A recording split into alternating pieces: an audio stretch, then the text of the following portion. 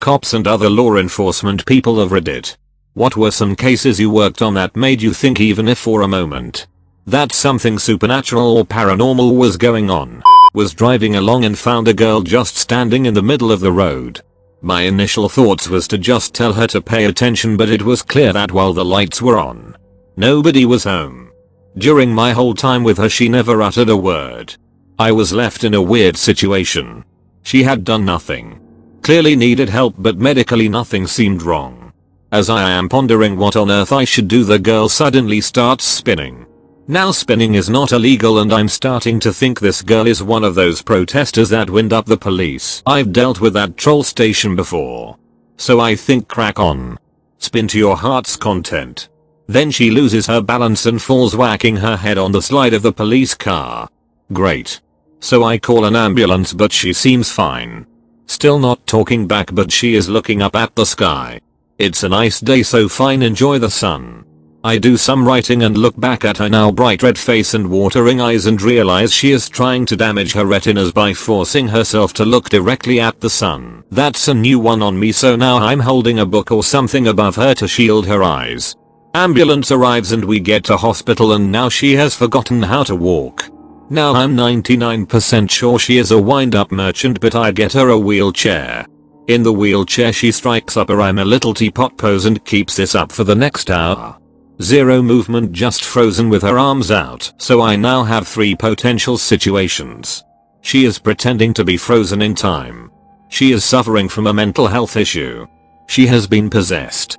By now I'm convinced it's the later, but I section her and leave her with the professionals. A week later I call the hospital and they tell me she is still frozen. I wonder if she's still in teapot mode to this day. If she's still frozen in that pose, has no one tried to tip her over and pour her out? Interesting story. I'm a mental health professional and she certainly sounds like she is displaying a catatonic fugue state.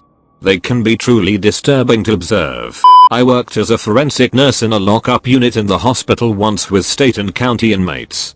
Had one older demented lady who swore she was being haunted and abused by a demon she would call Tiberius. So many crazy things happened whenever she was there.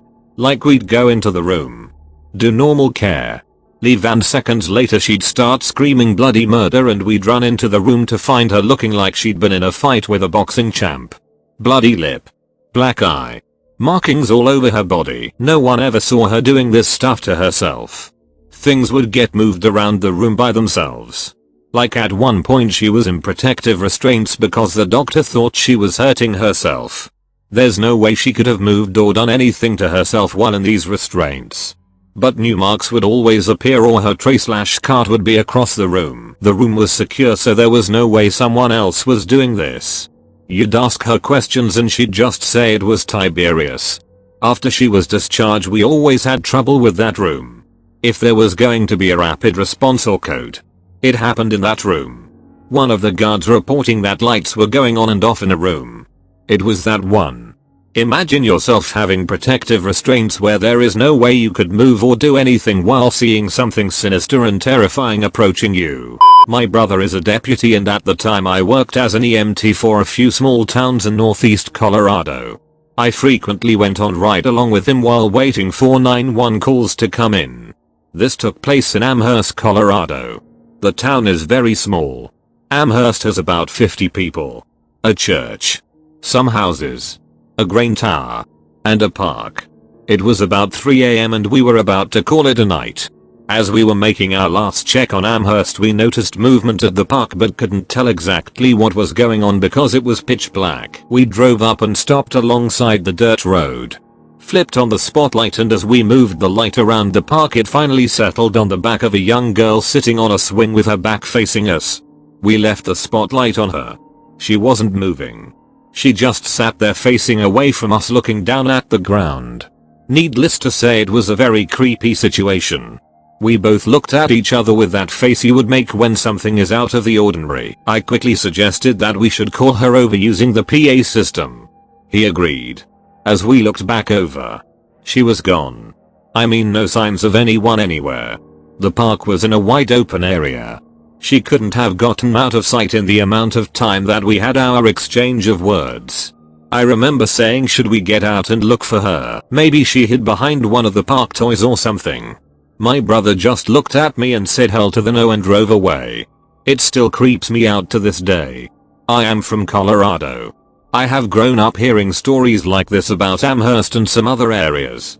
Creepy ass story man. Fire/EMS here. This is not my story, it happened on a different shift. But captain working overtime with us, and they told it to us and it creeped me out. The captain was on the first U engine company that was dispatched to a residential fire alarm in the middle of the night. Our dispatch protocols require us to send the first U unit emergency to fire alarm, while the second U engine and ladder company respond routine. We go to tons of fire alarms and 99% of the time they are caused by a faulty system or burnt food, so we usually don't get too worked up over them. Anyways, as they approach the neighborhood they see the orange glow in the distance. And when they get on scene they find a 4,000 square foot house with heavy fire showing on the rear and that had already broken through the roof. The call was then upgraded to a working structure fire and more units were dispatched to assist. The captain of the first U stayed on the outside the whole time. He was incident commander until the 1st battalion chief arrived on scene and took over, and then he assumed the safety roles. So he's on the outside in radio contact with crews that are inside fighting the fire. After the bulk of the fire had been extinguished and as operations were winding down, the captain sees smoke inside a second-story window and asks crews inside to go inside the room on the BC corner to make sure the fire hadn't spread to the other side of the house. The crews search for a few minutes and radio back. "There's no room there, sir." The captain is a bit confused as he is staring at what is clearly a window that is attached to a room of some sort. He relays detailed instructions of where the room should be to the crews inside, and they again advise that they can't find anything. Incredulous, the captain asks the incident commander for permission to go inside of the structure so he can show the interior crews exactly where the room in question is. His request is granted and he goes inside. He walks up the towards and walks towards the corner in question. There's no room there. Just a hallway with a corner. No doorway, window or room. Knowing that there has to be something behind the wall, they breach the drywall and crawl through to find a child's bedroom. The bedroom had a dresser, a desk and a perfectly made bed that looked as if it hadn't been disturbed in years. For some reason, the owners of the home decided to wall off the bedroom and leave it just as it was, untouched and inaccessible. The captain said it was one of the strangest and eeriest things he had seen in a while. Usually that means the child died and that the parents couldn't deal with the grief of dealing with their things. Family member of a cop here. Where I grew up there is an abandoned factory that high school and college kids will visit. Usually around Halloween. Because it's scary enough in the dark. It also houses a decent amount of homeless people. So once every few months the cops will come in, do a sweep, and force anyone there to leave. One night my uncle is working and there's a call to the non-emergency line saying there's a lot of movement at the building. That the caller can see light on every floor but the first. My uncle and a few other officers respond. No more than 10 minutes have gone by when my uncle gets there. There's no one around, but there's plenty of light pouring out of the openings where the windows once were. The officers all agree it looks more like fire than flashlights. So they call the fire department as a precaution. They walk into the first floor and start searching for the stairs. They find them and ascend to the second floor. There's no light anywhere. Same with the third, fourth and fifth floors. They sweep the entire building. Every nook and cranny. Even the roof. There's no light source and no one there that they can find. Fire department had arrived shortly after they went in and they couldn't see anything from the outside other than the subtle glow of flashlights, which was faint. Nothing like what my uncle and the others had seen.